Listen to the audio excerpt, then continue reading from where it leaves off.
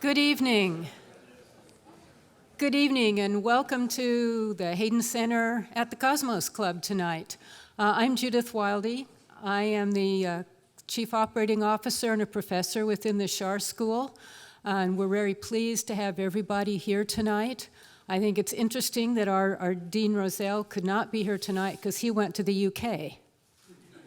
Our speaker came here from the UK. Okay, so good trade maybe for one night at least. For those of you who don't know the Schar School, we're relatively new within George Mason University, but you may also have seen, about 2 weeks ago, U.S. World and News Report stated that we are the number 3 school in the nation in our areas of homeland, security, intelligence areas. We like to tweak that just a little bit though. We're the number 1 public school in the country in these areas. Okay, nice tweak.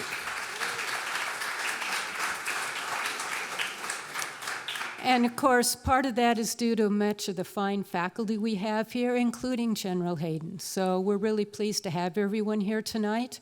And I will turn things over to Larry Pfeiffer, who is the director of the Hayden Center. Thank you, Judith. What a wonderful time to be in Washington, D.C. right now. It's my favorite time of year. The cherry blossoms are near peak, and if you're not from around here, please make sure to get out and see those cherry blossoms, but not before our event is over tonight. The weather the last couple of days has not necessarily been agreeable, but I think it's weather that makes our distinguished visiting fellow, Professor Grayling, feel at home, because it's probably not terribly unlike what he sees every day in London. As Judith mentioned, I'm Larry Pfeiffer. I'm the director of the Hayden Center. The Hayden Center is a fairly new institution. We have been active just since the fall of the academic year. General Hayden, who has been a visiting professor at the Schar School for several years, was asked if he'd be interested in the establishment of a center, and he was more than happy to do it, and I was more than happy to come help him get the thing up and running. We have done a number of events this year, and what we call our main events, this is the second of them. Our main events are centered around a theme, the theme this year being the truth-telling institutions in a post-truth world, institutions like intelligence, the law, academia, and the press finding themselves under assault from those who perhaps are making decisions based less on the truth and more on emotion and ideology. And so each of these events has tried to take a different look at that issue. Our first event took it head on in late October. For those who weren't there, you can find it on our YouTube channel that I highly recommend you go see and subscribe to. But it included General Hayden moderating a panel discussion with the Director of National Intelligence, just retired General Jim Clapper. It also included Nicole Wallace of MSNBC and also formerly of the Bush White House. And then Jack Goldsmith, former Department of Justice Office of Legal Counsel head and now premier professor at the Harvard Law School. And then Dean Mark Roselle, who is, as Judith mentioned, enjoying time in London right now. This is our second event. We will have a third event later this month on the 23rd of April. We have not yet advertised it, but will be shortly. And that will be looking at espionage in popular culture and how popular culture is dealing with these changes and these assaults.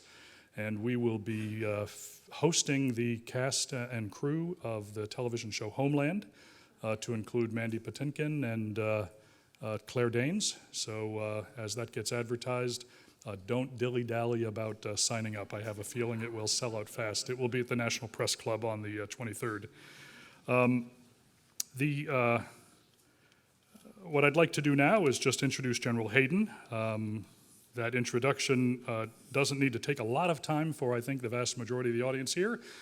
For those 1 or 2 of you who have been asleep for the last 10 to 20 years, General Hayden is a former director of the Central Intelligence Agency and the National Security Agency, a dedicated public servant who served in the United States military for over 30 years and retired as a 4-star general officer and the highest ranking U.S. Air Force intelligence officer ever. He continues his public service in a number of fashions. He is, as mentioned earlier, serving at the Shar School, helping to educate the young people who are entering or have already entered the national security and intelligence workspace, offering pragmatic and practical advice as to how that work should and can be done. But he's also prominent in public speaking around the country, and on CNN, serves as one of their senior national security experts. And then lastly is the author of 2 books now. The first book, if you've not seen it, was Playing to the Edge, which was a memoir of sorts that looked at largely at the intelligence community in the era of terror. And his new book, which will be coming out on the 1st of May, is The Assault on Intelligence, and then a bunch of other words that I'm not remembering at the moment. But if you remember Assault on Intelligence and you go to Amazon, you can order the book today and have it in your mailbox on the 1st of May and be amongst the first of your friends and colleagues to read the book. So with that, I'd like to welcome General Hayden up to the podium. Thank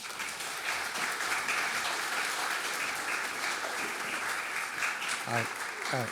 I appreciate Larry's infomercial. You may have to pay more for postage if you do order it through Amazon. Okay. Thank you for the opportunity to come and introduce someone we are just delighted to have with us here this evening. I cannot do the biography of A.C. Grayling justice in the entire time we have remaining for tonight's event, and so I will not try to do that. I would just try to hit a couple of core points to perhaps explain why it was we thought we wanted him to come and be part of the Shar School Hayden Center dialogue this year with regard to truth in a post-truth world. Anthony was born in what was then called Rhodesia, Zimbabwe now, in what has been described as a British colonial enclave. All right, and from that beginning, worked his way to become, frankly, an icon of British education. Someone who's both philosopher, historian, a philosopher of history, and a historian of philosophy, all in one. An active media commentator for a long period of time, wrote a weekly column on basic core issues for the British public, as well as commenting from his perspective on British public affairs. A member of the UN Human Rights Council as well. In 2011, started a new institution, the New College of the Humanities in London, to continue his life's work. A Bertrand Russell Award winner in 2016. And a year after that, in 2016, I had a chance to experience Anthony, even though he did not have a chance to experience me. We were both at an event at a small Welsh village called Hay-on-Wye for a magnificent literary festival that fills up 5 or 6 days in the Welsh countryside. I was there to push that other book that Larry referred to, but my wife Janine and I were there together, and we wanted to take full advantage that we were there to see some of the other really wonderful events. And one that struck my eye was this discussion that was going to go on in the big tent, all right, for this very medieval fair-like activity. In the big tent, 1,400, 1,600 seats available, for a discussion, an intellectual history discussion of Europe in the 17th century. And we went, and I was just absolutely struck by, number one, the word entertainment value is coming to mind, but that's not what I mean. The intellectual engagement value of the discussion that drew the whole audience in. And I began to put into place things coming out of that discussion, the era of the Enlightenment, the movement of Christendom and European man at least, in the direction of empiricism and evidence-based approach to life. Years later, actually within the last year, I was trying to write about evidence-based institutions, the press, the academy, intelligence, in a post-truth world, and I dug out my old brochure from Hay-on-Wye, which is where the festival took place, found the name, and hunted Anthony down, and actually had some wonderful conversations with him on some of the topics that we will cover tonight. We've had conversations since then. They've always been beneficial to me. I hope in some way I've repaid the debt, but I'm sure it's not in equal measure, as I think you will judge this evening after this evening's events. We'll begin with Professor A.C. Grayling talking a bit about democracy and war and other broad issues. I get a chance to come up here and sit in one of the chairs and continue the conversation between us, and then you're up. So begin to formulate in your own mind the kinds of questions you might want the professor to answer during our time together. And with that, a good friend, Dr. Professor A.C. Grayling.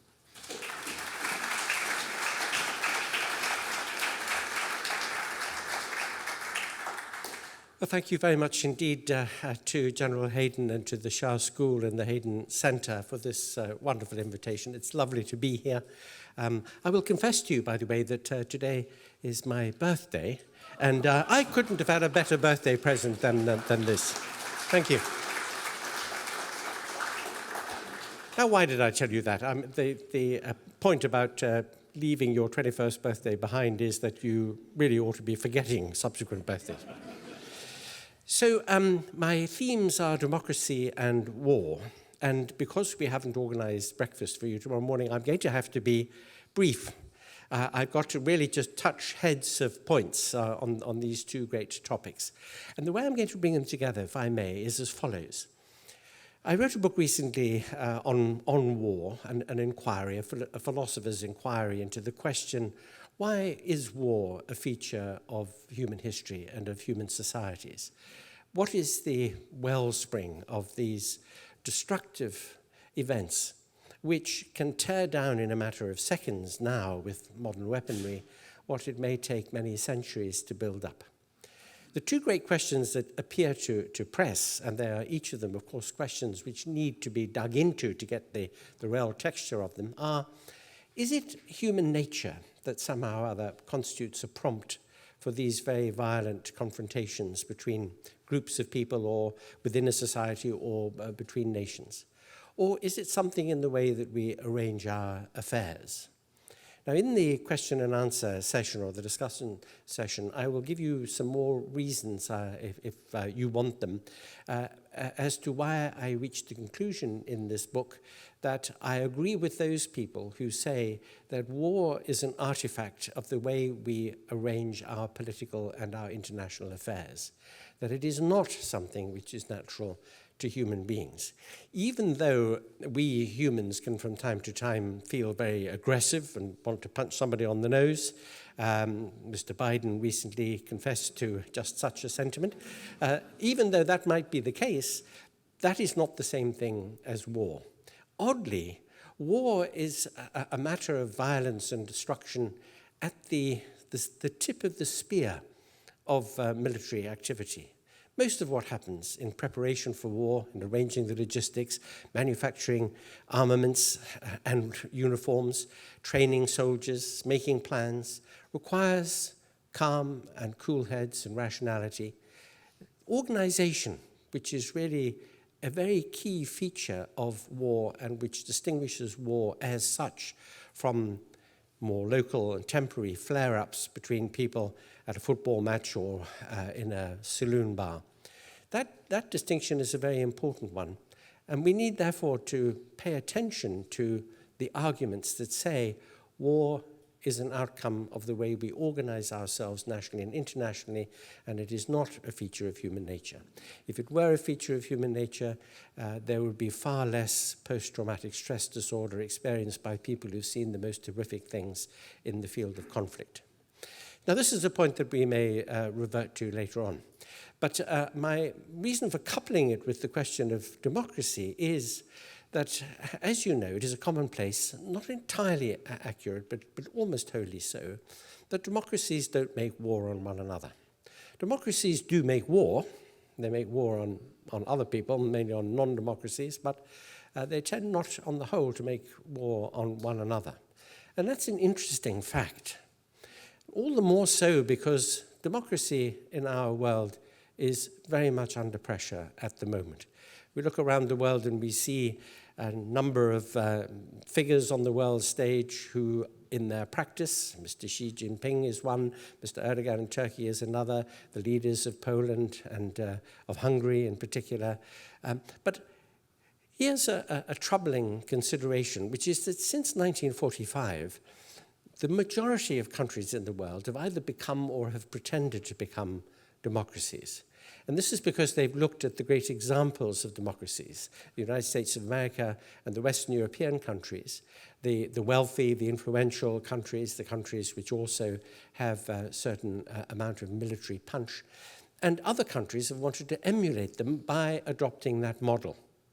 But now there is an entirely different set of models on offer, and in particular, of course, the Chinese model, where there is no democracy and civil liberties hardly exist. You have a form of state capitalism, the result of the application of which is a massively growing economy, a very powerful economy, ruled by a regime which in effect promises to people who are in business or in productive industries the thing that business people really like, which is stability and predictability. The point about democracy is that it doesn't provide quite the same measure of predictability. Maybe it does stability, but predictability, well, if there's a change at the next election, there might be a different tax regime or new constrictions on emissions or environmental protections. And so the business landscape is not quite as plain sailing as it is if you're a Chinese businessman in China, just so long, of course, as you behave yourself. That model would be a very attractive one, as you can imagine, to a president of a developing country who thinks to himself or herself, well, I don't have to bother about democracy. I could stay in power for the rest of my life, and we could be a rich country and influential in our sphere. So for that reason, we might wonder to ourselves, isn't it worthwhile to try to defend and to promote the values of a democratic order, not merely because of the rather key point which I will recur to, that it does harvest the consent of the people who live in a democracy to the political and governmental order under which they live. And that, of course, is a key point. But also because of what democracy is in practice between elections. Think of this.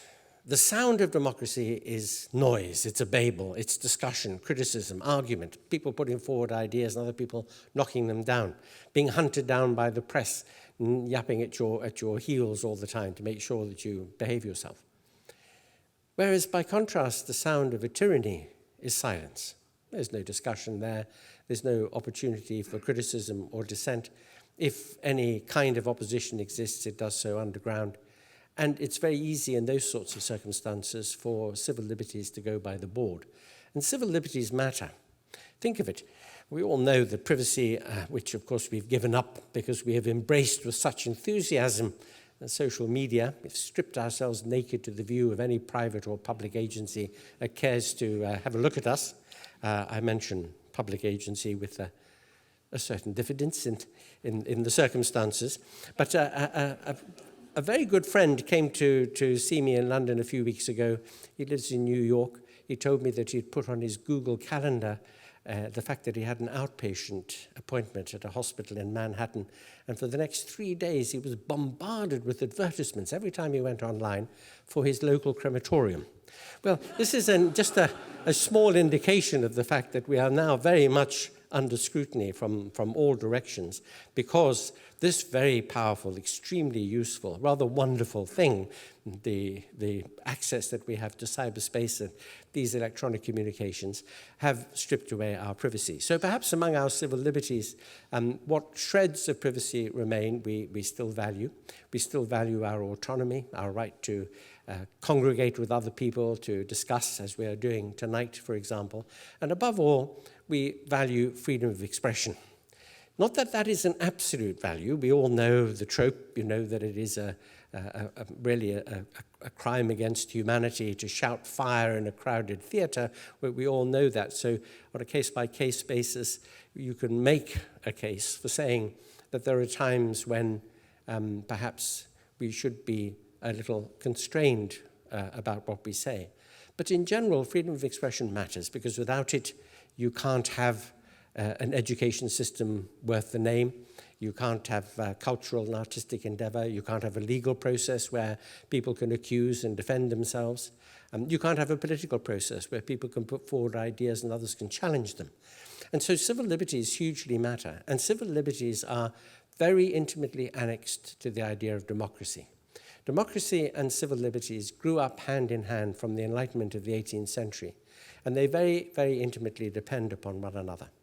So in those places in the world where democracy is under pressure, take, for example, Turkey or Hungary, the correlative diminution of civil liberties in those places goes hand in hand downwards, down the staircase, just as they went up the staircase together after the Great Revolution in thought and in society of the beginning of the modern period. Again, that is the point that we can revert to. What I would like to do is I would like to remind you of something that, of course, you all know because you were all reading Plato in bed last night, so you very much remember what he says in Book 8 of the Republic about democracy. It was Plato who gave democracy an extremely bad name.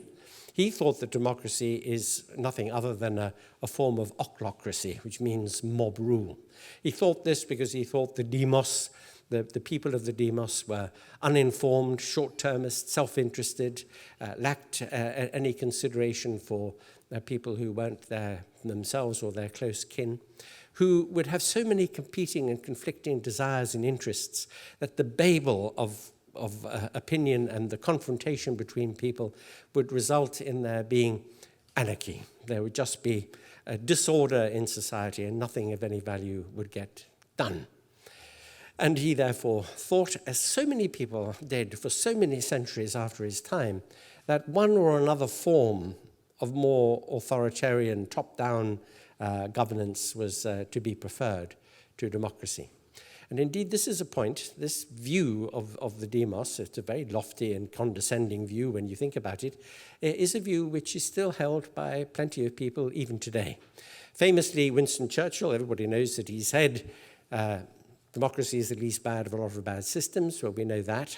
But he also said, the strongest argument against democracy is just a few minutes' conversation with any voter, because that would immediately bring to the fore these self-same considerations that Plato had advanced. Your own wonderful satirist, H.L. Mencken, famously said, to believe in democracy is to have a pious hope that collective wisdom will emerge from individual ignorance. That, again, very much Plato's point. But those animadversions, those criticisms of what you might expect from the collective of the people are misguided. In the year 1647, in the middle of the 17th century, in a lull in the civil war in England, when Charles I had suffered some defeats and he had been captured and put under house arrest in Hampton Court Palace, a little like this beautiful room that we're in at the moment, so you can imagine that house arrest can't have been too tough an experience for him. He was put under house arrest, and the new model army of Cromwell met at what was then a little village outside London, it's now a suburb of London, called Putney. And there were a series of debates, known to history as the Putney debates, in which the soldiers of the new model army presented to the grandees of the army, to Cromwell and Arch and Fairfax, a set of demands. The soldiers had risked their lives for a new order, a new constitutional order, in which they would have more say. They would be able to participate more. They wanted to have biennial parliaments and universal adult male suffrage, of course in those days with male suffrage. They wanted the rule of law to be guaranteed. They wanted to diminish the power of the House of Lords because, of course, the great aristocrats owned so much land and held so much power in the state. These are things that we would now think are commonplaces of a democratic order. But then they were regarded as very revolutionary. And famously, Ayrton argued back against they were called the agitators, just a word, a 17th century word meaning agents or representatives, against the agitators of the new model army, saying, at the very, very least, men who are going to have some say in choosing the government and the laws under which they live, must have a vested interest in the nation's welfare. They must own property.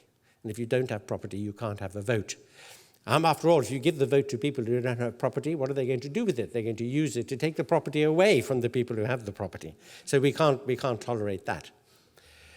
And a man called Rainborough, Colonel Thomas Rainborough, stood up and he said, "It seems to me that the poorest he in England has as much right to a say as the richest he in England to a choice about the laws under which he will live." And thereby he captures the point about democracy, which is entirely missed by Plato and Mencken and Churchill, entirely missed. Namely, that merely in virtue of being a citizen of a state, you have a right, an entitlement, to have some say in how your life is going to be managed in that society. Just in virtue of that fact, quite independently of how much property you have or how much education you have. Don't forget that right up until about half a century ago in England, if you were a graduate of the University of Oxford or the University of Cambridge, you had an extra vote because you were smart. You had 2 votes and everybody else only had 1. That's rather amazing. See, the Oxonians among us would like to bring that back. But this idea that it doesn't matter whether you're male or female, rich or poor, educated or not, just in virtue of being a citizen, you have that right. But now comes a very important point, which was recognized by a whole litany of genius from the end of the 17th century up into the middle of the 19th century, of people who recognized this point about the right that a person has to have his or her view accounted, taken into account. The consent of the people being, in Jefferson's famous phrase, a really important justifying condition for government. And they were trying to think of a way that they could do that they could harvest that consent but getting over the great problem that Plato had identified, not so much about ignorance and short-termism and so on, but the fact that there would be differences of opinion in the demos, and that there would therefore be this Babel of confrontations. So how do you get from the consent of the people to the other thing that we all have a right to? And that other thing that we have a right to is good enough government. Now, what I mean by the phrase good enough government is because outside the Beltway, there is nothing in our world perfect. So we know that government is never going to be perfect, or even indeed all the time good. But we want it to be good enough so that we can live our lives. I mean, after all, we have our families, our careers, we treasure our civil liberties. We want to be able to apply our energies, if we so choose, to creating lives that feel good to live, which are flourishing and have in them achievement and value. And that means that we don't want to have to be looking over our shoulders all the time at how we are being governed and the laws under which we're being governed. We want to be able to express our preferences and choices, and we want that to be translated into or parlayed into good enough government for all the things that we value. John Locke, Montesquieu, the founding fathers of this great nation here, Benjamin Constant, Alexis de Tocqueville, John Stuart Mill. Now I'm spanning a period of time between the 1680s and the 1850s and 60s. They, all of them, contributed to this discussion about how you do that. And the model that between them they forged was the model of representative democracy, where the adjective representative is a very key term. The idea is that if you can construct institutions and practices to be populated by people who represent the people at large, those practices and those institutions will, of themselves, because of the way they are designed and structured and run, will deliver the good enough government to which the people have a right. And the idea of a representative is not the idea of a delegate or a messenger boy or girl. We don't send representatives to the House of Commons in the UK or to the House of Representatives here just to be carriers of messages. We send them to do a job of work for us. We expect them to go get information, listen to discussion and argument, get the facts, debate, come to a judgment, and then act in the interests of the country.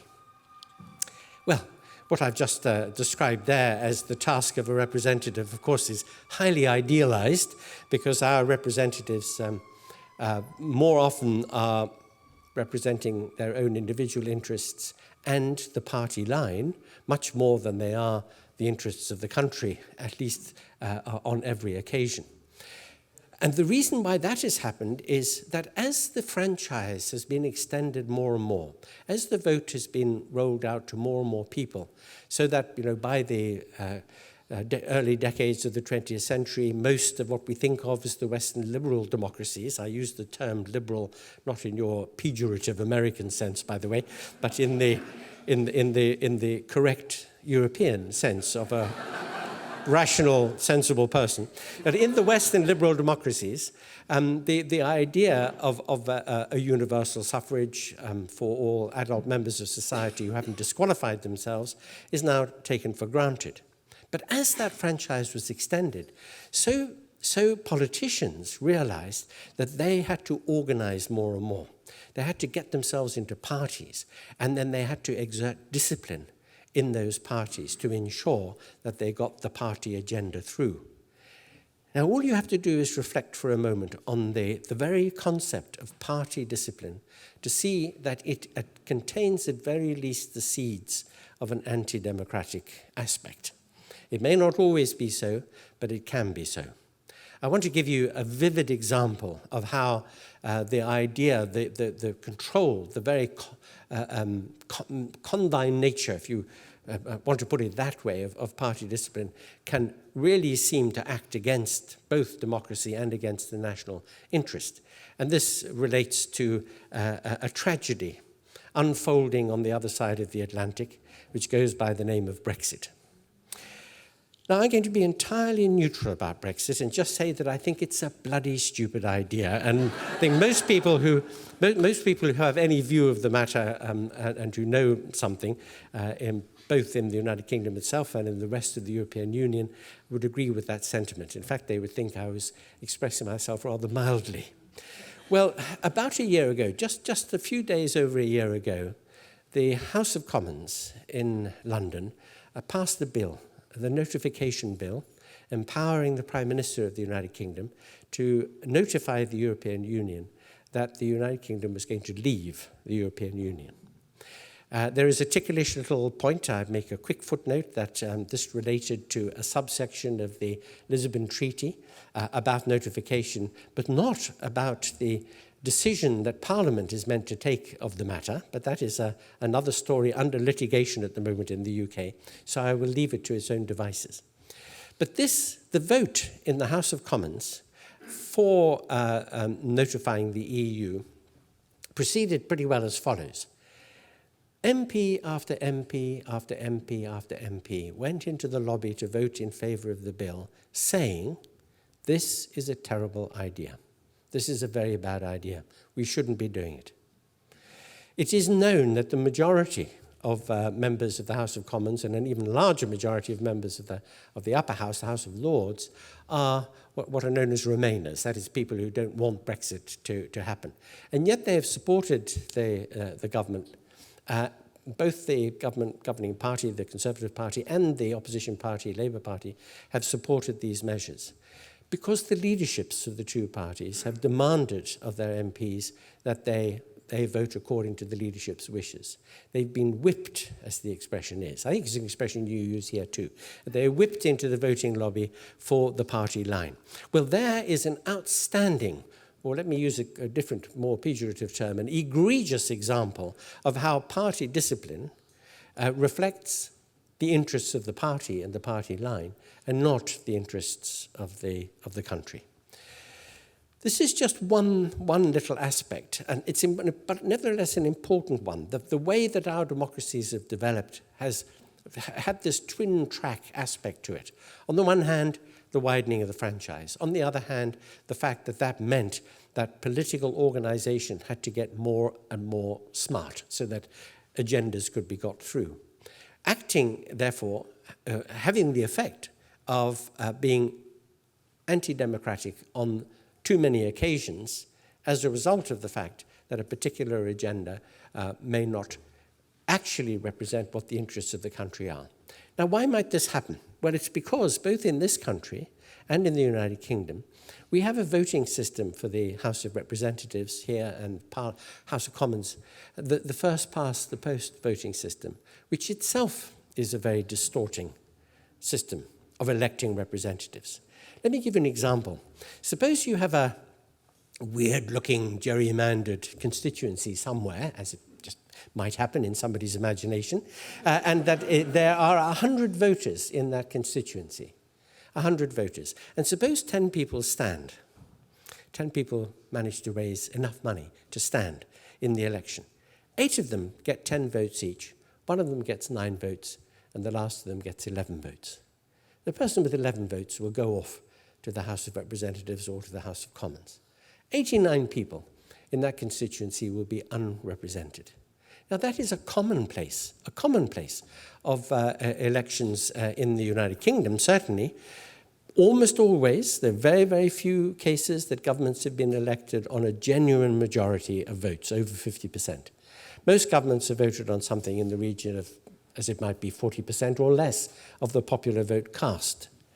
And yet, the first past the post system artificially inflates the majority that they have in the Parliament, and therefore, because in the UK we don't have a constitution, happily you do too here, but we don't have a constitution in the UK, there it is said that the constitution, the unwritten constitution I should say, is a set of understandings that nobody understands, which of course is very useful to politicians because they can do what they like with it. So you get a situation where an unrepresentative voting system, party discipline, and then a number of other features, and I go into them in the discussion period if you would like more detail on them, have this effect of making the system very vulnerable.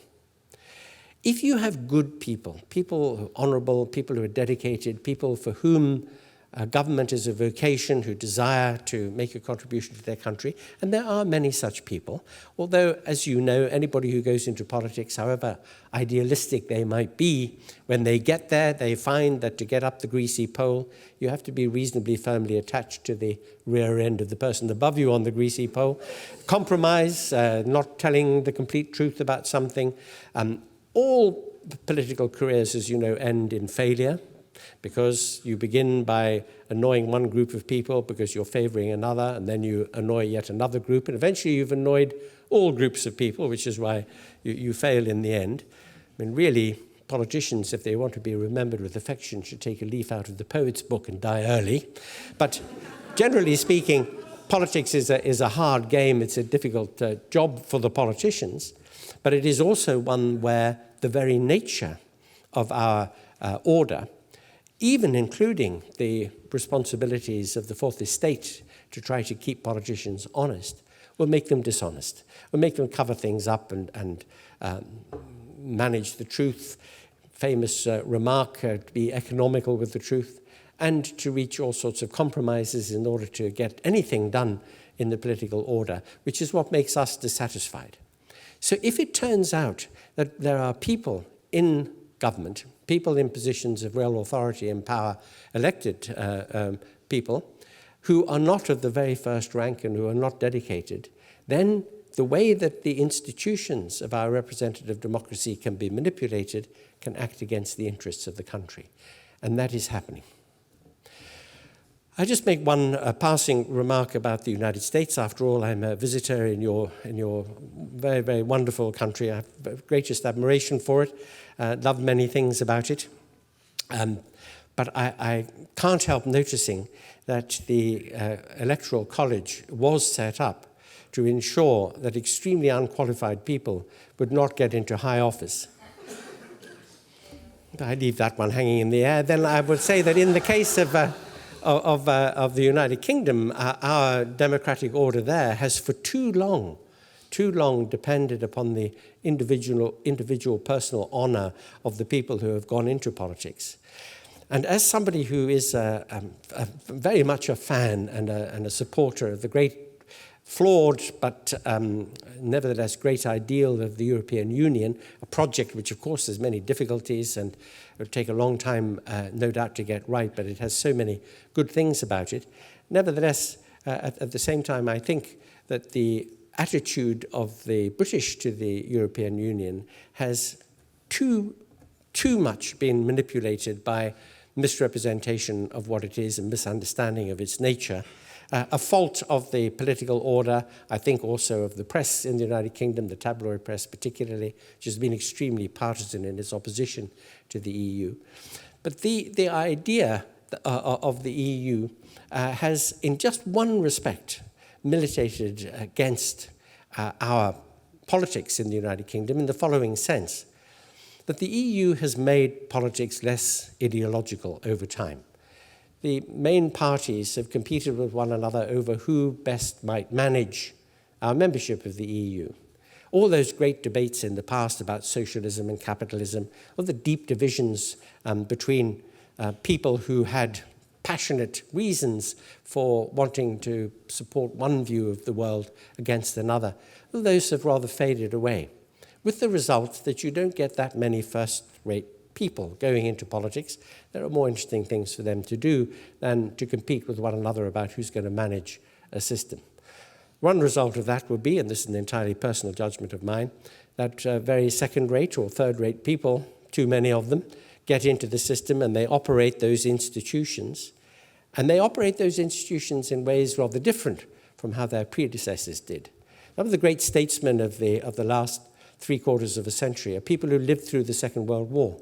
I often say to people, if you want to see what the point of the EU is, spend 2 minutes on YouTube just looking at some footage of Europe in 1945 and ask yourself, isn't this a great idea, a project of peace and unity and the rest? But the statesmen who actually experienced that and saw it with their own eyes are all gone. And the people who now in politics in our country, in the United Kingdom, at any rate, are people without that kind of experience or insight. And they've found that they can work the levers of these institutions in ways that serve them and their partisan interests. And they forget something which is crucial in this balance between the right we have to a say and the right we have to good government. And that is that democracy is not majoritarianism. It's about how you bring together lots and lots of minorities. There's no such thing as a majority in a country. There's just the aggregation of minorities. And the respect for minorities, all those different minorities, their interests, their desires, their needs, harvesting their participation in the process and getting their consent is something that it really does take great political talent to achieve. But it also takes a respect for those institutions which was so carefully and painstakingly worked out by those great minds that I mentioned, from Locke to Mill, and through your founding fathers here who devised the institutions of your constitution to try to ensure that democracy would deliver that good enough government. So if our democracies are under threat, and I end on this point now, if our democracies are under threat, it's very bad news, because you put that against the background of the thought that democracies don't fight wars with one another, that countries which are authoritarian are altogether too prone to using military power and coercive means, even if they're non-military ones, to get their way. We look at a world now where, for example, the People's Republic of China, it's an extremely irredentist country. It's extending its influence into the South China Sea, the Spratly Islands. It is exerting a huge amount of interest in Africa. It is sucking up an enormous amount of energy resources from the Middle East. It's a country which is growing in power and influence. It's a regional hegemon, and very soon, perhaps, will be, genuinely speaking, a superpower. And it is not a democracy. And it offers a model which is, in too many ways, really, an unhealthy model. One of the great things about democracy is inefficiency. And I think that we should enjoy the fact that inefficiency, which is a protector of civil liberties, and which gives us all a chance to have a say, is something that we should cling to with as much enthusiasm as we can. So let us work to stop the erosion of our democracies, first by being alert to it. And perhaps, and it's on this concluding sentence that I will stop, and perhaps one of the most dangerous things that is happening in our democracies around the world today is the hornet's nest, which has been opened by big data analytics, social media, the invasion of privacy, the use of these powerful influencing techniques, covert, untransparent techniques of manipulation and influence, which have changed the landscape of elections even just in the last few years. Thank you very much, everybody. Thank you.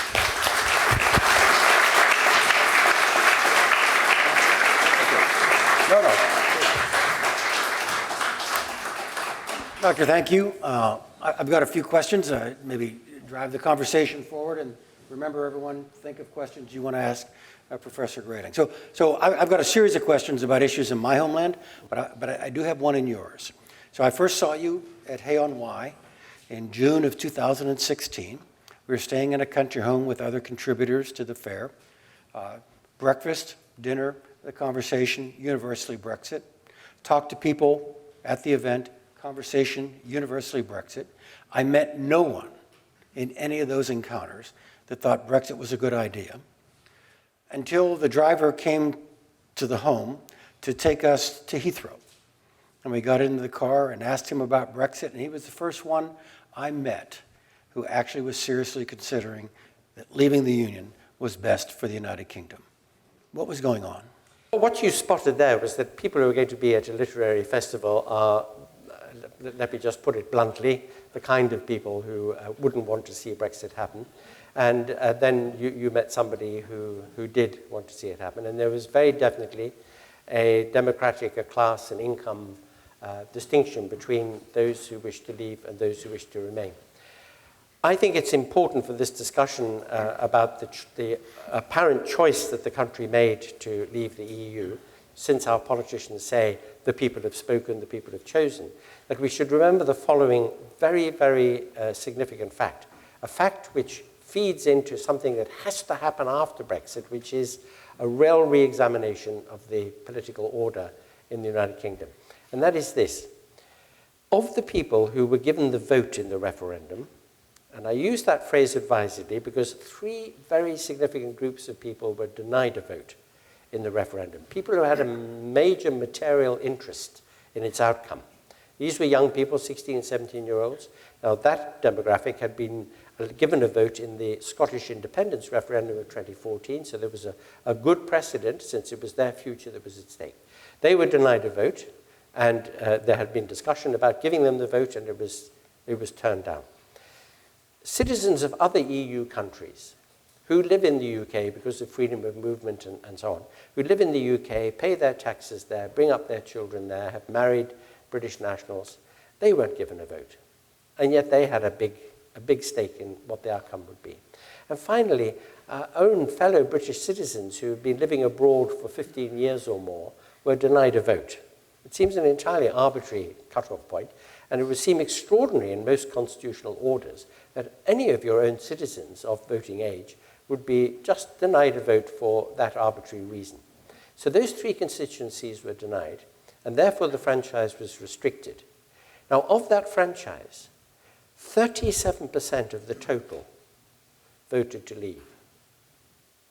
I'll repeat that, 37% of the total electorate voted to leave. By any stretch of the imagination, a thoughtful, mature constitutional order would not regard that as any kind of mandate for a major constitutional change of the kind that the present government has embarked on. So I could elaborate on this even further, but I really want to register the fact that when those politicians who are in favor of Brexit in the UK say the people have chosen or the country has spoken and so on, it is a nonsense. That 37% of the franchise represents about 26% of the population. There was quite a big difference between people over 60 and people under 50 on the vote. Most people under 50 were very much in favor of remaining in the EU. The older demographic tended to have rather nostalgic views about Britain's great imperial past. And I have to say, since it's nearly 2 years since the referendum, quite a significant tranche of them have since died. So we can say that 37% today would be even less. Let me ask you your views on some things happening in my homeland. You and I have talked personally about the question of truth and what does truth mean. And I think folks like me can document, and I'm going to mention, for the Americans in the room, I'll mention President Trump a lot. But frankly, I view my comments on the president to be reflections of broader trends in American society, not something that's sui generis with the president. So, the president admits to truthful hyperbole. The Washington Post counts that as 2,400 lies in the last 13 months.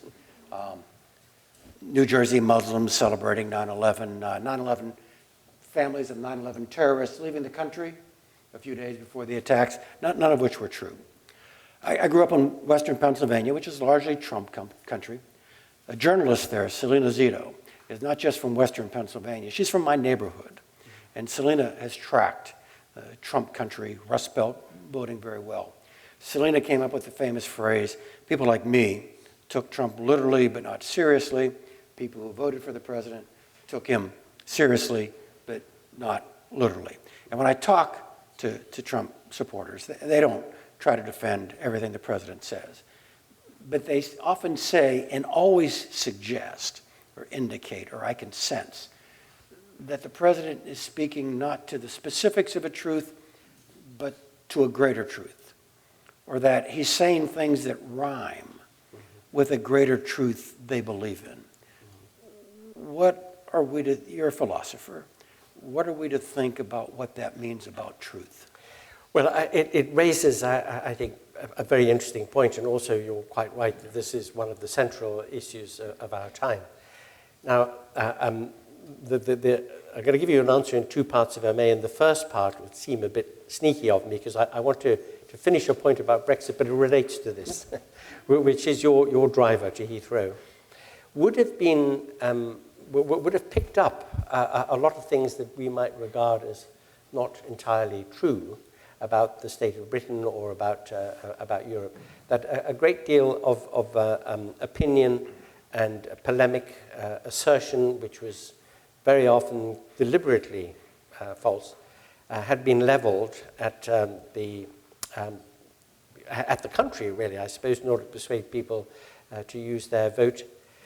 Even indeed to prompt people to think that the vote would not really be a vote for leaving, but would be a protest vote or a vote against this rather austerity-wedded government that had caused quite a lot of harm to the economy, to the people in middle and lower incomes in the economy. And so they wanted to believe it. That was something that they felt would be a solution to the dilemma and the difficulty they felt. And we've had this conversation about the great problem of inequality and injustice in society. We know that in the last quarter of a century or more, people all around the developed economies on middle and lower incomes have seen their living standards stagnate. They've seen wealthy people get miles wealthier than they had been before. That sense of inequality and the injustice associated with it has been dramatically increased. And therefore, when demagogues come along and they say to people, we understand you have a problem, you feel left behind, you feel left out, you feel that you're being unfairly treated, and we know what the solution is. Here's where the problem comes from. It comes from the EU, and then there might be lots of stories about why the EU is bad or having a bad effect on them, or it comes from the fact that there are too many Mexicans crossing the border, or we've outsourced too much of our production to the Far East. And I know the answer, and I'm going to provide that answer to you. And that is a powerful, because simple and direct message, which seems to speak directly to the concerns that people have. But if it isn't backed up with evidence, with detail, with facts, with costings, with assessments of how it might actually be done, then it is not worth anything any more than any other assertion is. That's just point number one. But point number two is that it very often happens that the people who use these sorts of claims to capture the loyalty, the vote, the support of people who are feeling that they're in a bad situation, then it is deliberately misuse of that rhetoric. so what's happening? It's a product of the fact that in recent years, and this is something which social media has a part to play in also, that opinion has become something that people might very, very sincerely believe in or feel extremely invested in, and they want to assert that opinion, and they've been given an opportunity to do so. Everybody can now publish their view on Twitter or Facebook, and because it is their own view, it doesn't matter what the details are, what the facts are, what the truth might be.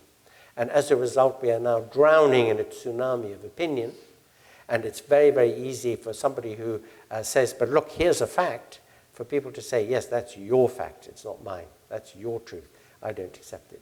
That's interesting, because I'm going to quote you to you, all right? You write in your Crisis in Democracy that describing a populist leader, all right? Someone who favors simple slogans instead of attention span, the immediate instead of the long term, the local and obvious instead of the larger picture, and all in the form of attitudes rather than worked out ideas. That actually matches very closely what my former colleagues in the intelligence community describe as the morning briefing. Well, that's it's so true what Mr. Alexander Nix said. Now, he's the man who, until very recently, was the CEO of Cambridge Analytica. You may have heard of that institution. He said, what persuades people is emotions, not reasons. It's emotion, not fact. And of course, we've known this for a very long time. The other thing everybody here was reading last night, not just Plato, but David Hume. And you remember David Hume points out that what motivates people to action is how they feel about things, not what logic itself tells them. He cites the case of Buridan's ass. You remember the donkey who was positioned between two equally succulent bales of hay, but since he had no more reason to eat one than the other, he died of starvation. So David Hume says, what you need to get people doing things is to feel a certain way or to have a certain attitude. Again, let me cite the example of Brexit. I had a friend who, in his wretchedness and misery after the vote, tried to soothe himself by collecting stories from elderly Leave voters. And I quote a couple to you. One lady said that she had voted Leave because there was too much football on television. And another lady said that she had voted Leave because she wanted the old light bulbs back. That is, we've got a thing where we have energy-saving light bulbs. I understand that one. Yeah. Well, she didn't like the inspissated gloom. You turn the switch on and you can't see anything for a bit. She wanted the old light bulbs back. She blamed the EU for that. Quite rightly, because there was an EU directive on saving energy. Now, when you analyze those sorts of remarks, they just seem arbitrary and random and so on. But when you analyze them, you understand that person had an attitude or a feeling about the EU and not a set of reasons, not a worked out account of the EU budget and the making of EU law and so on, but an attitude. Attitudes are things which are very easy to manipulate and to nudge. After all, the Nobel Prize was won last autumn by an economist who introduced this idea of nudging. So little nudges, influence, drip feed of negative news about something will eventually form or help to form attitudes or shape attitudes in ways that will, in practice, result in voting one way rather than another. We have to remember, it's a terribly significant point, that in any yes, no, either or kind of vote, Clinton, Trump, or in, out, yes, no kind of vote, like a presidential election or referendum, you've got two blocks of voters who've pretty well made up their minds how they're going to cast their vote, and they're probably going to tune out of the campaign because they're not all that interested really.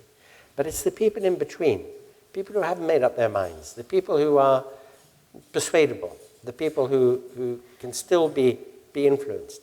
And if you can get enough of them to move, you can swing the vote the way that you want. All elections and all referendums are actually won on very, very small margins.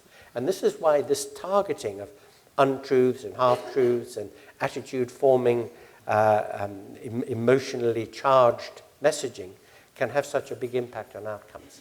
And in the case both of Brexit and of Trump, is the argument in my book, is that that happened in both those cases. So let me ask you a little bit to do a little diagnosis of our country. So President Trump gave a speech in Poland last summer. It was a friendly venue, back to some of the comparisons you made earlier. It was a very well-crafted speech, but it was a bit controversial. Most observers commented that it seemed to abandon the idea of America as an idea, America as a creedal nation, and America more as a nation, blood and soil. So two-part question. Number one, do you instinctively view America as a creedal nation as opposed to a nation of shared blood and history? And if it is a creedal nation, is it a universal creed?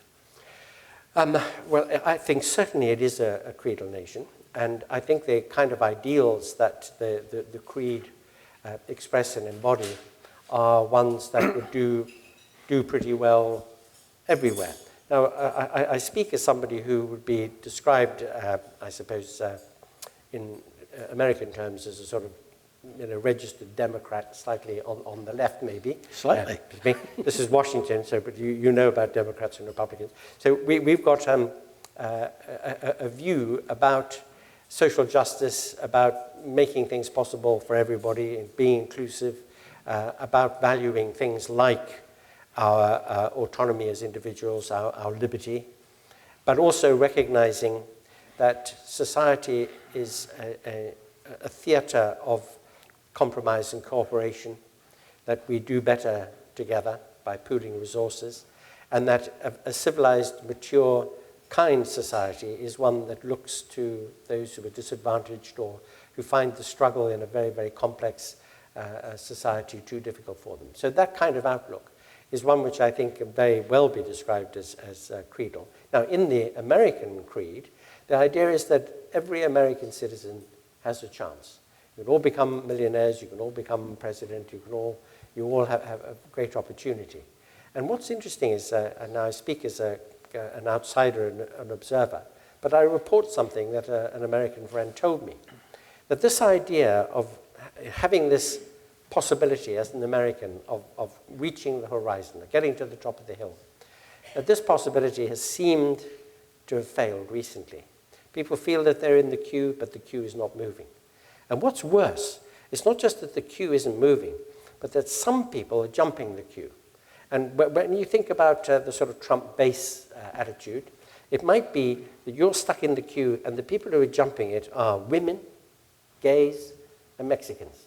And that makes you very angry because they're getting an advantage which you feel that they shouldn't be getting because you should be ahead of them in the queue. Now that's a very toxic attitude. It's a deeply resentful one. And you can see how very easily somebody might travel right across the voting spectrum. Somebody who voted for Obama now voting for Trump. Why? What's happened? Well, it's this attitude, this feeling or emotion which is driving them across that terrain. The speech after, the speech in Poland, was the president in front of the United Nations. I know your view on Scottish secession. You posed it very strongly. But President Trump mentioned one form or another of the word sovereignty 22 times in one speech in front of the UN. What does that suggest to you? Well, it's interesting that because that's one of those words, it's like the word democracy, actually, which until 101 years ago, no major statesman ever mentioned in positive terms. I remember that Queen Victoria back in the 19th century thought that Democrats were dangerous and vile people. Well, your very own Woodrow Wilson in 1917 said he was going to take the United States of America into the First World War to defend democracy. That was the first great statement by a statesman about democracy as something which is very worthwhile. And in exactly the same way, the idea of sovereignty is another one of these feel-good terms, another one of these emotional terms that demagogues can reach for very, very easily. But what does it mean in a globalized world where everybody's interdependent, where it's very difficult, even for a mighty state like the United States, to act unilaterally, where our interdependencies are such that all the positives naturally carry with them the negatives about the degree of latitude that people have to act and what they can do. the very effort to try to introduce a world legal order, humanitarian law, international law, an international criminal court, all these, and the United Nations and the Security Council, all efforts to try to moderate or master what is in fact an international anarchy. And based on sovereign entities. Based on would-be sovereign entities who, when they try to act on a sovereign basis, for example, a single country going to war with its neighbors, very soon finds that it is caught in these spider webs of interdependency. So the idea of sovereignty is, functionally, it's a rather impractical and rather empty idea. But I should mention to you also that it is an idea which is, just because of its very, protean nature, is a marvelous resource for hypocrites in the following way. Supposing somebody says, we would like to take back control of our borders and our sovereignty and not to be ruled by a foreign capital. Now let us suppose that that is a Scottish person talking about their relationship to the rest of the UK. Well, your most gung-ho Brexiter is going to say, oh no, that's a lot of nonsense. You can't possibly leave the United Kingdom, that's terrible. You want to stay in. The strength that we get in unity and combining together, cooperation, pooling our resources, that's what we need today. So you say to that person, oh, well, in that case, we shouldn't leave the EU. Aren't we stronger together, cooperating? Oh, no, we must take back control of our borders and our sovereignty and so on. Hypocrisy is all that it is. It's a very handy term. I'm going to take the privilege of the chair to ask one more question, more of a personal nature. As a 39-year Air Force officer, you all need to take that as kind of the 2-minute clock to get your questions ready.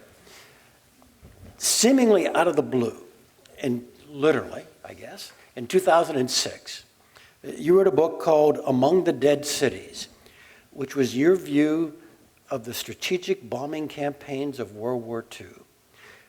What did you say, and why did you choose this to write about? Well, you will see now that more recently I've published a book on why war happens in society, that I have an interest in, as somebody who is a representative at the Human Rights Council at the UN. I have an interest in conflict and the problems of the international order. But that earlier book was predicated on the following, and I mentioned something of this to you. When I was a very little boy, my great ambition was to be a Spitfire pilot in the Battle of Britain, which would have required time travel, better eyesight, and probably, since I was only 7, my mother's permission. But I was so sort of passionately interested in the air war that interest blossomed away from the Battle of Britain and into the whole aspect of the air war in the Second World War. And I noticed that almost every book about the air war was always rather muted or half and half about the bombing campaigns. And so it occurred to me that the Allied nations, and especially the Western allies, the UK and the US and its other allies, had a duty. And the duty was to beat the Nazis and to beat Japanese militarist aggression. So that was the first duty of the Allied powers. But we all know that the ends do not justify the means. And that if we are going to be very honest with ourselves, if we are going to scrutinize ourselves, do an audit on our behavior in the hope of learning some lessons from them, we need to look at all the different ways that we behaved. Now, in 1949, in the Fourth Geneva Convention, a clause was drafted for that convention outlawing indiscriminate attacks, aerial bombardment on civilian populations. And the governments of the United Kingdom and the United States refused to have that clause incorporated. That clause was finally incorporated in the first protocol in 1977 when the Fourth Convention was updated. I have to tell you that the United Kingdom is a signatory to it, but the United States has not yet signed it. So this was a protocol against indiscriminate attacks on civilian populations. By the way, the US does observe it. I mean, in practice, it is now international law. So it seemed to me that one should look at that, look at the logic behind it, look at the understanding of it. And most of the people who ran the Royal Air Force, not Arthur Harris, who was the head of the Bomber Command, but the other people, these were people who had been to public school, what we call public schools in the UK, had read their Greek and Latin, who knew their Thucydides. They knew that Thucydides said that he had written his account of the Peloponnesian War because of the moral corruption, the corruption of our morality that war causes. He pointed out that in the early years of the Peloponnesian War, the city of Mytilene on the island of Lesbos broke its treaty obligations to Athens. And the Athenians decided to punish them by massacring the population and burning the city to the ground. But overnight, they thought, no, that's too extreme, we shouldn't do that. So they repented. Instead, what they did was they arrested the leaders and executed them. 12 years later, the little island of Milos did the same thing, or rather it refused to break its treaty with Sparta and to join Athens.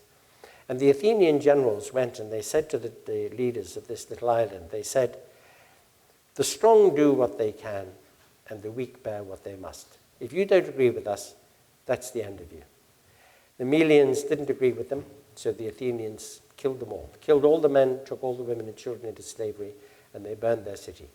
And Thucydides said, this is evidence of how things can go badly wrong in a time of war as the war goes on and begins to corrode our sense. Now, the Royal Air Force Bomber Command did not begin bombing civilian populations until the third year of the war, 1942. In 1939, when the war started, the RAF was told not to carry live munitions over the coast of continental Europe. Instead, they carried leaflets telling the Germans to surrender. Now, that's an act of wishful thinking, if ever there was one. But they didn't carry munitions until the third year of the war. And when they did start carrying munitions, because bombing was so inaccurate, they bombed by night and they bombed cities indiscriminately. I should just tell you one thing, that the Bomber Command did lots of experimentation on kinds of munitions. So on the raid on Hamburg, a raid codenamed Operation Gomorrah, quite appropriately, was 5 days of bombing of Hamburg in 1943. They bombed 30% high explosives to blow off roofs and blow out windows, 70% incendiaries, and it caused the most tremendous firestorm. The more than 30,000 civilians who died that night of the firestorm did so because all the oxygen was taken out of the bomb shelters where they were hiding. They just couldn't breathe. And anybody caught in the firestorm was so badly burned that their corpses were the size of dolls. A very early form of napalm was used in the attack, a kind of phosphorus munition, which set people alight, and they jumped into the canals, put out the flames, and as soon as they got out of the water, the flames reignited. So it was a most terrible attack. And when you think that there was knowledge of it during the war, there was a committee in England called the Committee Against Night Bombing, run by a man called Corder Catchpool and Vera Brittain, who had written a wonderful account of the First World War. And they said, the Bishop of Chichester, in fact, said what their message was, which was, we are fighting barbarians. Why are we behaving like them? And this was a really telling question in the middle of the war. So I wanted to do this audit. I wanted to praise and honor the terribly brave airmen who had conducted this longest campaign of the war, but to say that the policy was badly mistaken. Your prose has gotten great credit for the deep respect with which you write about Bomber Command Indeed. and U.S. 8th Air Force. Mm-hmm. Indeed, yeah. Thank you. And I should say the United States Army Air Force conducted itself in the European theater admirably. They bombed by day. They tried to do precision bombing. They aimed at economic and military targets. They tried to avoid civilian populations. And it wasn't until Curtis LeMay took the 21st Bomb Group to Japan. In the Pacific. Yeah. With that, we should open to questions. Larry, you've got some instructions. So give the general and the professor a moment to take a sip of water and catch their breath. I just wanted to offer a few instructions. A couple of our fine graduate students will be roaming the room with microphones. If you'd like to ask a question, get their attention. They will pass the microphone to you. Please hold your question until you have the microphone. Would love it if you stood and introduced yourself when you ask the question. I'd like to note that we do have C-SPAN here who is taping the event for broadcast at a later date. So if you are camera shy, We do have a reception following the event that we would love you to attend, everybody to attend, and there'll be an opportunity to ask questions more personally at that time. So with that, please raise your hand. One final caution, please form your questions in the form of a question.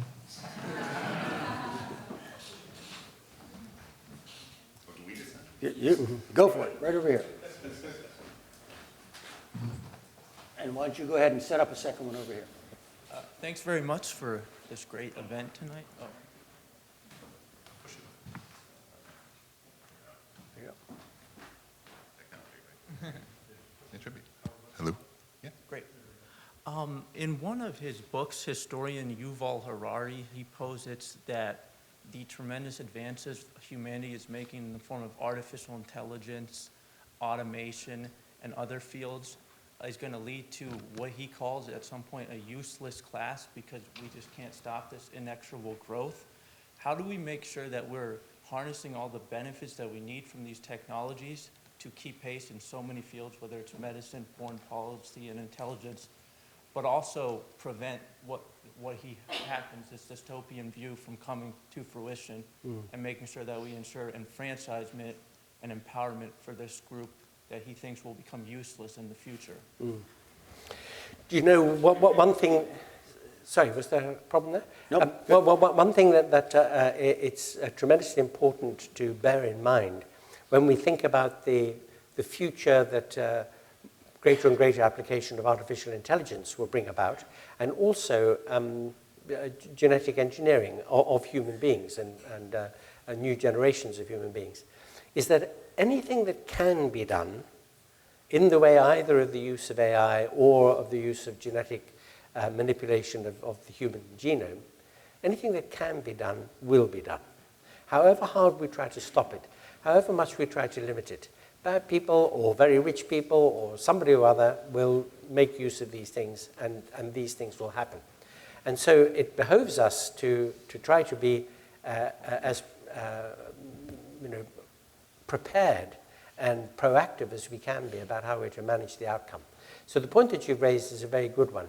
AI, for example, now, as you know, there is a distinction between artificial intelligence systems which are dedicated to a particular task, like brain surgery or teaching mathematics to grade school children or driverless cars, a bit of a bump in the road for one of those just recently, tragically. Those dedicated AI systems do pose a risk from the point of view of the jobs that they will take away. We look at automation in industry, we see that happening already. We think back to the fact that people used to say, well, when there are great transitions introduced by technology, in fact, the move of people from one sector to another tends to happen with temporary pain. There are people who are out of work, but then new things are discovered. So the point is often made, 70% of the US population in the 1870s was in agriculture.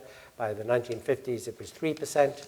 But that whole movement of population had gone into other commercial and industrial activities, and relatively painlessly, if you leave aside the Great Depression, it had nothing to do with it, but relatively painlessly.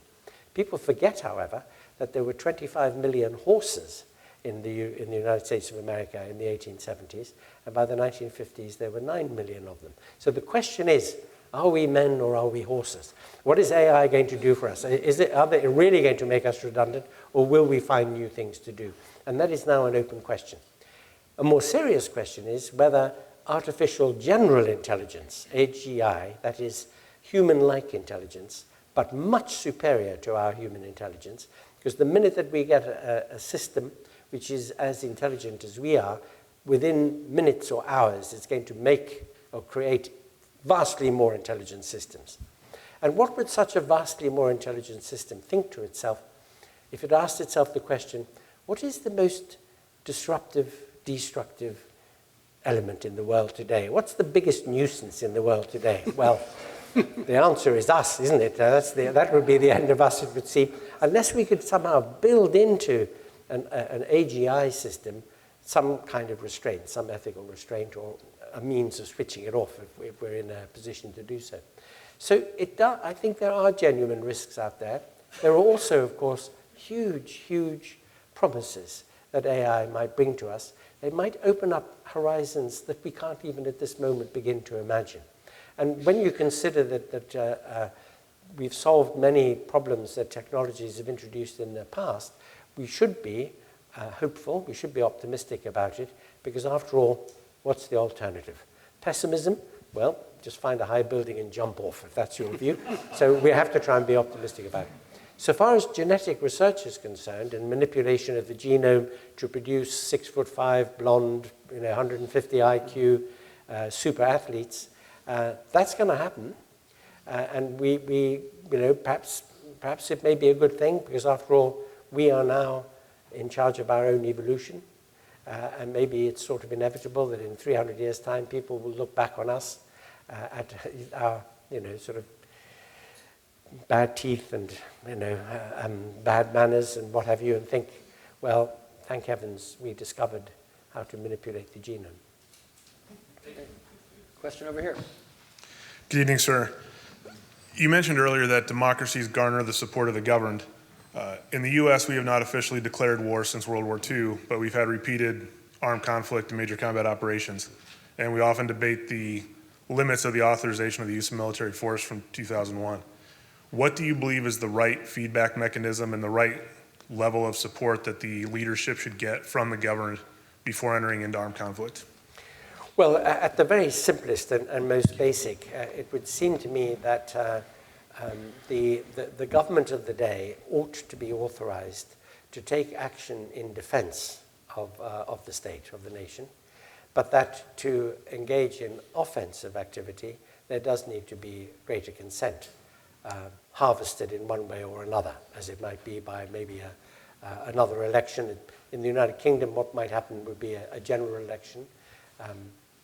But the idea that there should be a real sentiment in the nation based on understanding of the consequences and what's at stake seems to be a sine qua non. The unfortunate fact of history is that when kings, emperors, governments have decided to go to war, they've tried to harvest that consent by means of jingoism and appeals to patriotism and how wonderful it is to die for your country, and demonization of the enemy, the othering of the enemy. And those sorts of techniques are not themselves democratic techniques. They're techniques of propaganda. So at the very, very least, we would say, surely the commander-in-chief must have the right to authorize defense, but that you need something a bit more, maybe an agreement of Congress for offensive activity.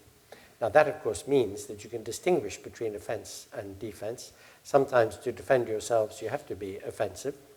So it raises a number of semantical issues. But somehow or other, taking the country with you without it being a case of propaganda doing it or appeal to emotion doing it would be the ideal.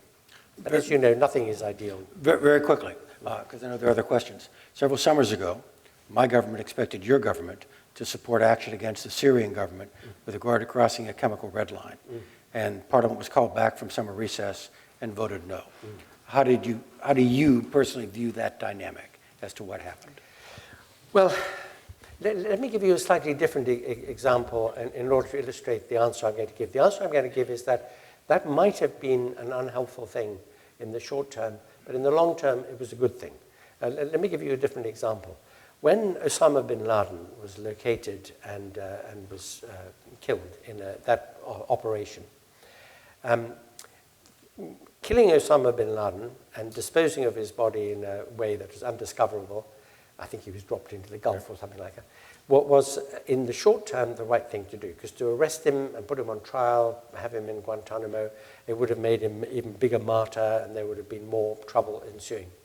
But in the long term, the idea of honoring the concept of due process and of the rule of law and of respecting the laws of war would have been good for the argument that we would all like to make, that is how the world as a whole should comport itself.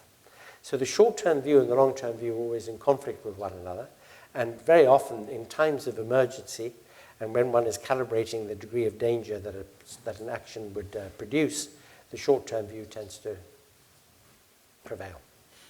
Time for a couple more questions. Who's got the microphone? Here we go, ma'am, right here. Brad Smith of Microsoft has called for a Geneva Convention in cyberspace. Who do you think should be involved in that process if you think that the existing infrastructure that we have from a legal perspective is insufficient to deal with the effects that attacks may have on civilian populations? I very, very much back the idea, by the way, of an international convention with all the interested and informed parties, which would include governments, but NGOs and players in the whole cyber universe, to discuss this incredibly important question, because there are two issues that have somehow got to be reconciled. The one is that until a few years ago, what people most valued about the internet or cyberspace was the fact of its democracy, the fact that it was open, that it provided a huge number of opportunities, that people could get information if they weren't blocked as they are in some places like in China and elsewhere, from getting that information, and that this is wonderful, that it could transform the world in very positive ways. But then we see the inevitable happen, which is that people get to know how to game that system, how to play it, and how to make use of it in covert and untransparent ways to influence and to manipulate and to get that great swamp of untruth out there into cyberspace. So how do we control the latter while preserving the former? What kind of regime for managing the internet without making it just a reprise of the gatekeepers who only allowed certain voices to be heard, still giving opportunities for people to express themselves, but at the same time? I mean, I've said, and General Hayden has quoted me on this, that the internet is the biggest washroom wall in history on which everybody can scribble their graffiti and their nonsense, their lies, their vituperation. And part of the task that educators have, that I have as an educator, is to try to help my students acquire that critical acumen that makes them good at evaluating reliable information from unreliable information. And I love to tell the story, because I tell it at every opportunity, about a very distinguished French colleague of mine, a philosopher called Bernard-Henri Lévy. You may have heard of him. He's a rather magnificent individual. He has a great hairstyle, and he wears plunging décolleté. His shirts are open to his belly button. Magnificent hairy chest. I once said to him, "Bernard, why do you wear your shirt open to your belly button?" And he said, and I quote, "Because I'm hot." Anyway, he published a book a couple of years ago in which he quoted an unknown thinker of the French Enlightenment called Botul, B-O-T-U-L, only to discover, after the book was in print and in the bookshops, that there is no such character. It was made up by some joker on the internet, and Bernard had not checked it out. And if he had just considered that Botul's theory is botulism, he might have clocked that there was a difficulty there. Now, that capacity to be really good at spotting something fishy and being able to chase it through is some, at the very least, that we need to equip people with or encourage them to have. But that leaves the more general question open, which is, how are we going to balance this need to stop this venomous, hateful, lie-dispensing instrument, which is the internet and cyberspace and social media, with the desire to have something open and free, a great international global conversation from which we could all benefit? How do we balance those two things? Maybe one of the many great challenges that our world faces now. Take one from the back over here to the right. I think we've got one right over here. And then could you position one more over here, and then we'll call it an evening. Who's got the mic? There you go. Hi there. Firstly, I'd like to thank you. One of the good ways of knowing that you're learning something and knowing the truth is the more you know, the more questions you have. I have so many questions, I have a hard time picking one. That being said, I want to return to kind of our main theme tonight, the influences of war and democracy. A lot of people say that war is inherently antithetical to many of the levers of democracy. Yet Jefferson said, somewhat infamously, that the tree of liberty has to be refreshed every 80 to 100 years with the blood of tyrants and patriots. Secdef of Hegel said that World War II veterans in the Senate had a very marked effect on the way that we engaged in political dialogue. So I kind of wanted you to investigate what those influences are, and maybe also include the idea of the amount of troops in World War II is a lot different in terms of demographics than, for instance, Iraq and Afghanistan. Thank you. Well, in the case of that remark by Jefferson, well, even Homer nods, I have to say. That one thing Jefferson said that I would not really want to agree with. There was, in the 18th and 19th century, a number of people, you can quote all the way from Jefferson to Ruskin, who extolled the great virtues of war. Very paradoxically, actually, because they used to say war is what strengthens the people, and the flower of manhood is honed by the experience of war. Well, how can that be? All the good guys go off and fight and die in the war, and all the bad, weak, feeble, one-eyed guys stay home and reproduce themselves. So how can that be of evolutionary advantage? So this idea, this poetic nonsense about refreshing the tree of liberty with our blood, personally, I would rather have a great bunch of senators who didn't have to learn that to be great senators by having to go to war. It would be so much better if they didn't learn that at the expense of tens of thousands of other people who suffered as they did. It's a really interesting fact, that the consequence of the experience of combat, when you read actual accounts of how people behave in situations of battle, are very, very, very interesting. I did an examination of some of the literature on this for the book on war, and I was struck by the power of certain stories, anecdotes. You're talking about how important stories are. Of a Canadian lieutenant, and he was with his platoon in Normandy after the landings, and they came under fire, and he grabbed the Bren gun from his gunner and returned the fire. And the Bren gunner was extremely angry with him. He said, "Give that back to me. Stop shooting it. You don't have to clean the damn thing afterwards." It was obvious that he had never any intention of shooting anybody with it, because he would have to dismantle it and clean it.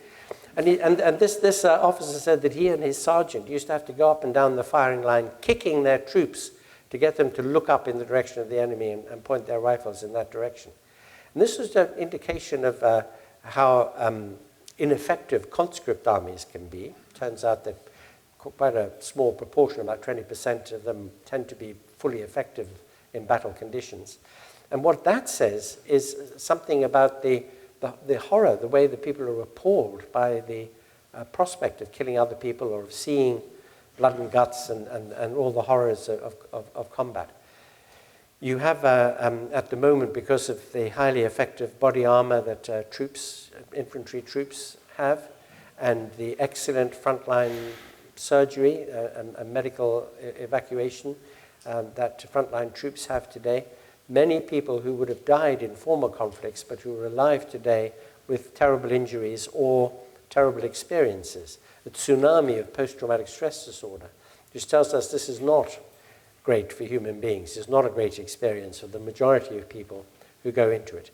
People who are great leaders, like General Hayden, people who have seen conflict and who have commanded men in situations of difficulty, are precisely the people who are able to rise above that experience and to turn it into wisdom, which is the point you're making about those statesmen after the war.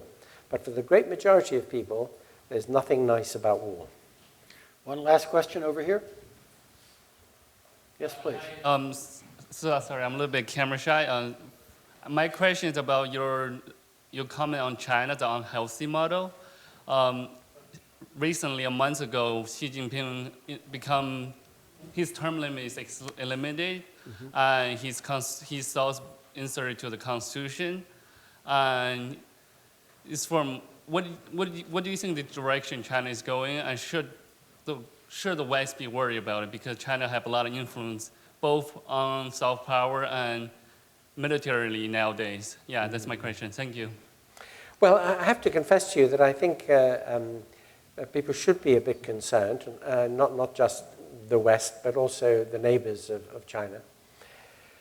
I'm sure that the likelihood of China using its now very considerable military muscle is probably limited to its irredentist ambitions to get Taiwan back, to keep control of those islands in the South China Sea, which it sees as so important to its trade routes and its import of oil, but also to influence the way that things happen in the Pacific region and in the rest of Asia.